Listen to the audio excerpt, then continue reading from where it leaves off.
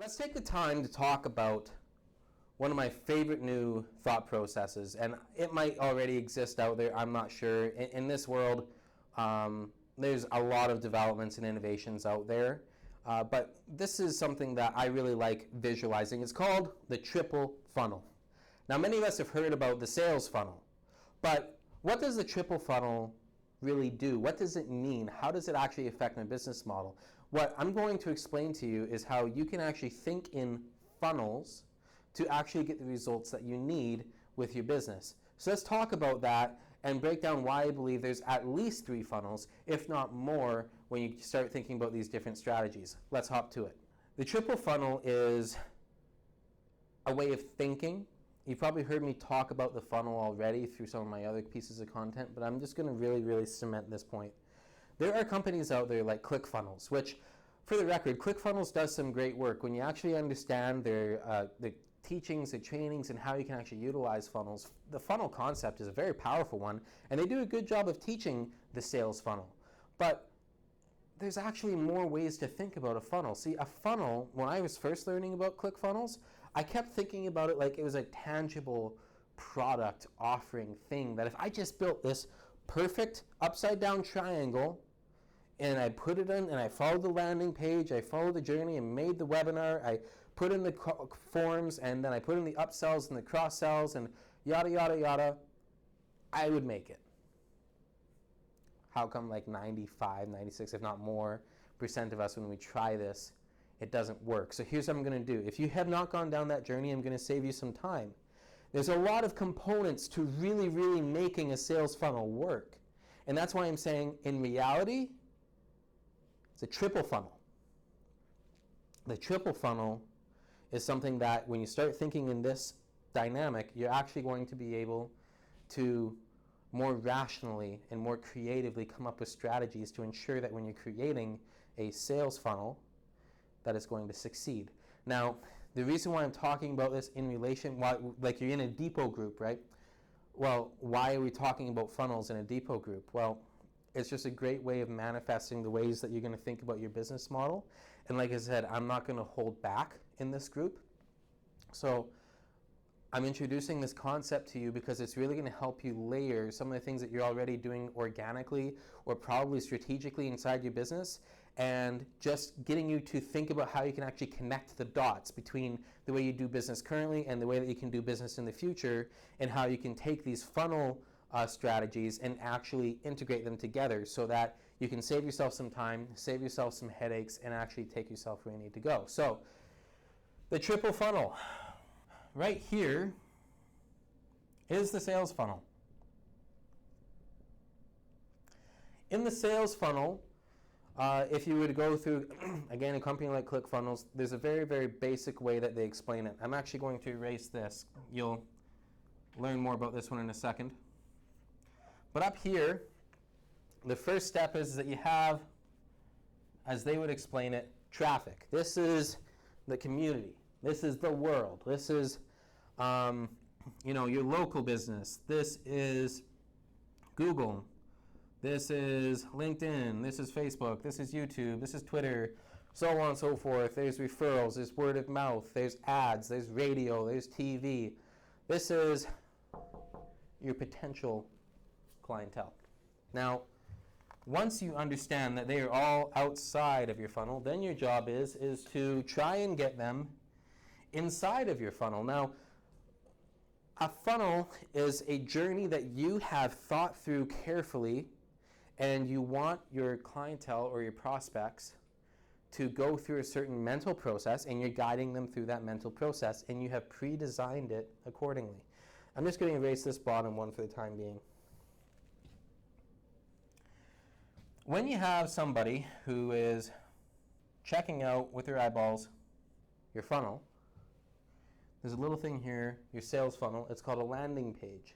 The landing page is meant to be low friction, low pressure, high curiosity, high everything. It's just meant to be really interesting, really cool, really engaging, and it's meant to encourage you along to the next stage in the funnel. Now, the thing is about funnels is that while these funnels technically have holes inside to help them filter down. The other thing is that your funnel actually, unfortunately, has holes in the side of the funnel, and so people like this one will go and they'll actually leave because they just don't like your content. They don't like your funnel.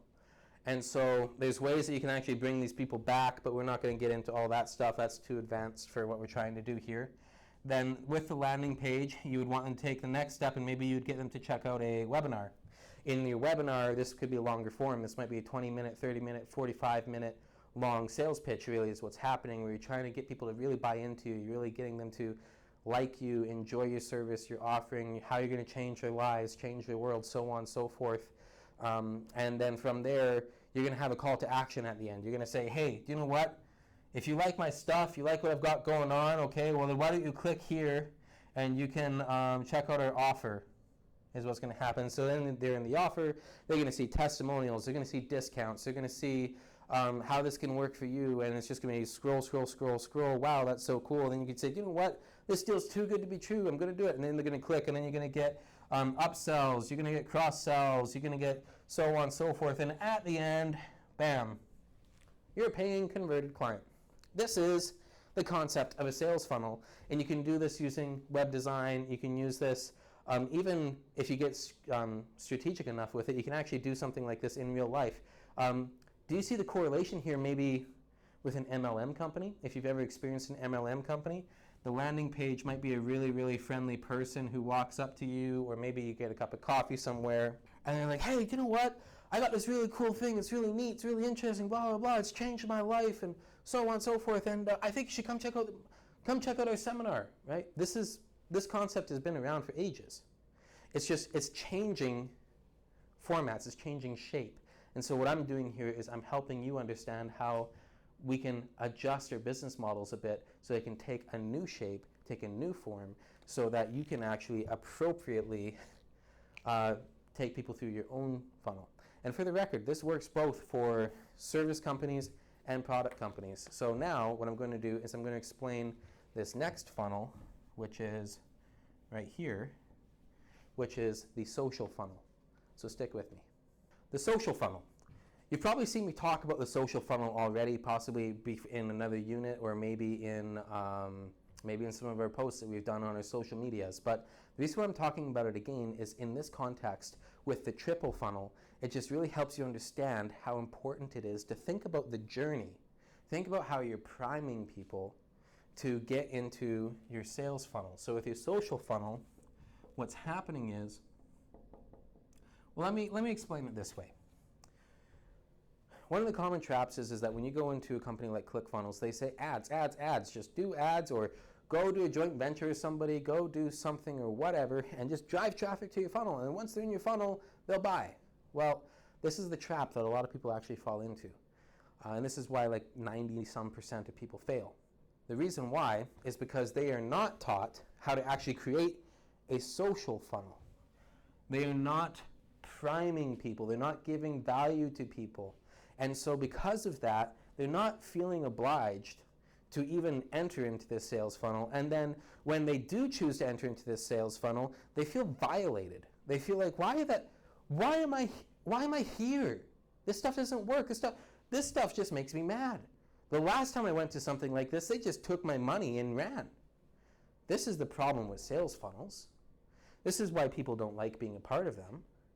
It has this, for lack of better words, it kind of has this network marketing, sales pitchy theme to it. And some people are into it, other people aren't. And we all got different personalities, but there's a lot of people who aren't. And that's why when you're driving ads through a sales funnel, you're actually losing a ton of traffic. I mean, we're talking like 99.56% of all the traffic that you are putting into this funnel, they're all gone. Like, they're just angry Nellies. Don't know how else to put it.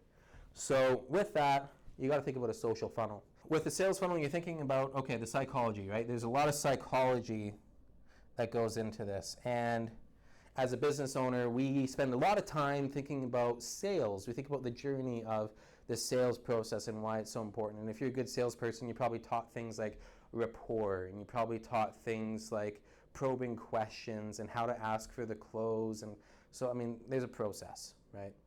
But throw them into the sales funnel, you're like, hey, watch my webinar and buy my stuff and do this, do that. When they're like, well, who are you? Why do I care about you? This is the garbage that's going on right now in the industry, and this is why a lot of people are getting burnt, both on the client side and on the owner side. Like I know a lot of people in Saskatoon here who have tried this sales funnel journey, and it's been blown apart, and it's because they're not priming people appropriately. So in the social funnel, when I say social, I'm talking, now I'm kind of like doing the same image again, but you've got Facebook, you've got Instagram, you got LinkedIn, you got Twitter, you got YouTube, you actually have like Google My Business, you actually have blogs that you have control of. These are all channels, and it's up to you to actually control the journey, and I'm going to break it down into 3 very simple concepts for you. First level in your funnel, similar to how you had a landing page here, up here you're going to want something that's easy to engage with, something that people can like and comment on without feeling any friction or feeling like they're being asked to do something more. They're just kind of like, hey, this is really cool. I mean, that's really funny. That made me laugh. I'm going to like that. I'm going to share it with my friends. That's engaging content. The interesting thing is that those people that engage with that, they now know you to a certain extent. Now, they don't know your business, but they know that you made them laugh. They know that you made them feel good. You gave them a dopamine hit. So you kind of just, you made somebody feel good.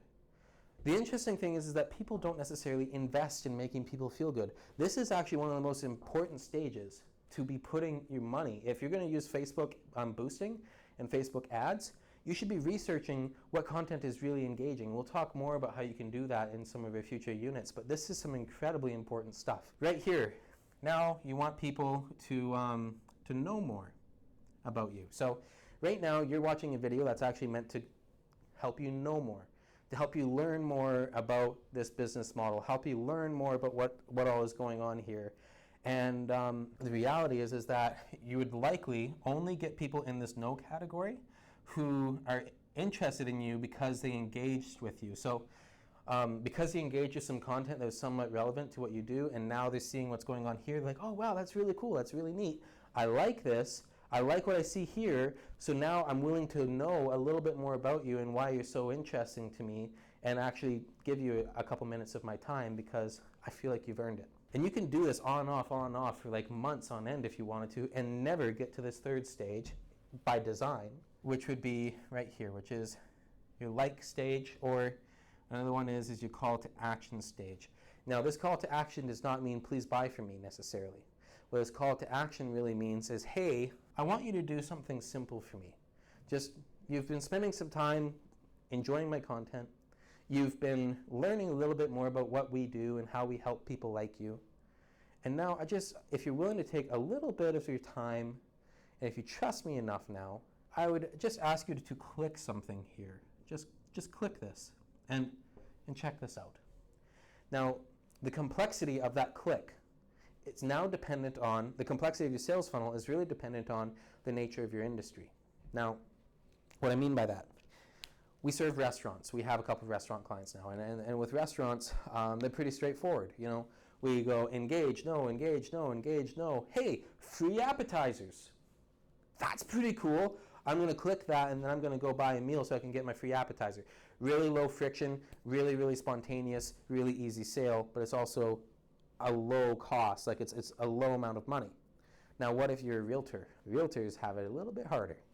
Realtors, they want to be known, they want to be liked. They have a hard time getting to this stage with a lot of their clients because of timing, because of overall trust. Sometimes there's just not any deals on the market, maybe there's not any buyers, so on and so forth, which is why you see a lot of realtors will actually pivot towards, say, making a course or something like that so that they can actually create some more consistent revenue, because for some realtors who don't have a great lead generation system yet, they pursue more consistent cash flow, and so then they start creating their own products using these sales funnels, and I've seen a few in Saskatoon try that as well. However, if you do this bit well, you should actually get more deals.